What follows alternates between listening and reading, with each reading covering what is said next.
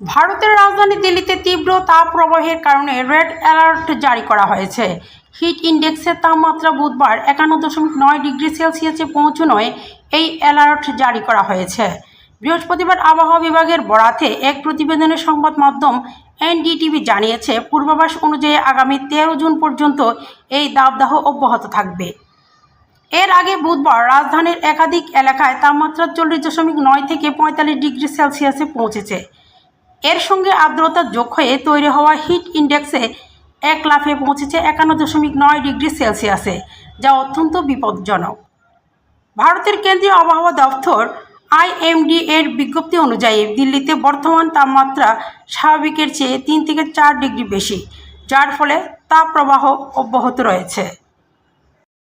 यही अनुमान है जो अभी टेम्परेचर्स हैं वहां भी 2 से 4 डिग्री आगे बढ़ जाएंगे, 43 इवन 44 डिग्री तक पहुंचने का अनुमान है।